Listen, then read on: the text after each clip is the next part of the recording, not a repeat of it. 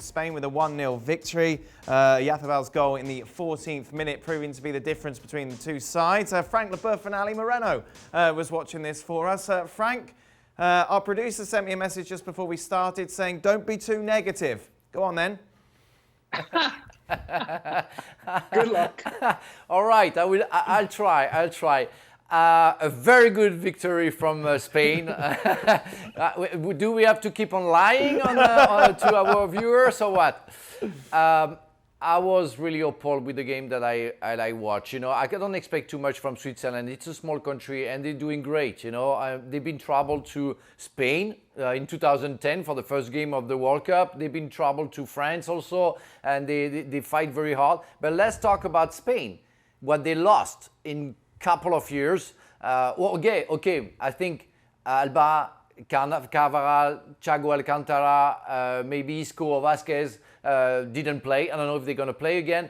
But that young generation didn't ensure anything to Spain. They lost so much. Before, I mean, they had the talent of Barca or Real Madrid. I think today we had Ramos, Ansu Fati, and Busquets playing for the two clubs, and that's it. And the model was Barcelona, but Spain's played like Barcelona, trying to keep the possession of the ball, and they've been very successful. But that time passed, and now they have to find another way to play, maybe more vertical. But they have no models anymore, and we see players for Real Sociedad, from other teams, Villarreal, and everything. So let's say that it's a test that they're doing better than before, but it's still a long way to the new success that maybe all the Spanish population is expecting in the Euro or maybe the next World Cup.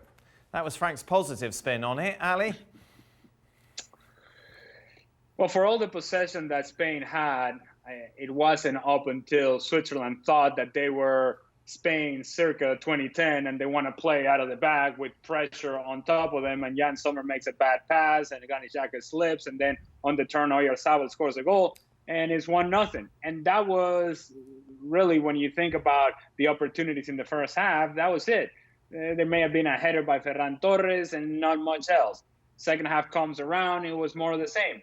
A lot of possession, a lot of sort of horizontal movement, side to side, back and forth. But when they try to get vertical, they simply don't quite have the players to find those passes, to find those gaps. So I would have loved for Luis Enrique to actually have on the field at the same time Ansu Fati on one side and Adama Traore on the other side, so that you have indeed two options of guys that are going to get after defenders in 1v1 situations. Instead, Luis Enrique, what he did was took off Ansu Fati and then brought on Adama Traore.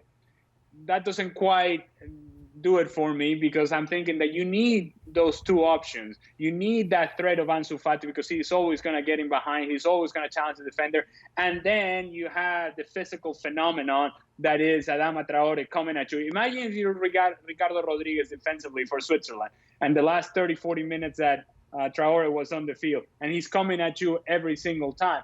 That is going to attract attention.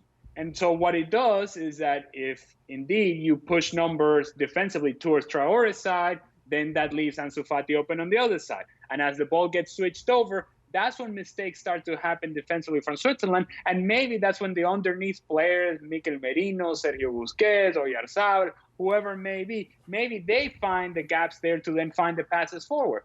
But everything became sideways and back. No real threat other than Ansu Fati at one point, or Adama Traore at another point in the game. And then it just became a game of possession where Spain were better than Switzerland, marginally better, but they win it, they take the 3 points.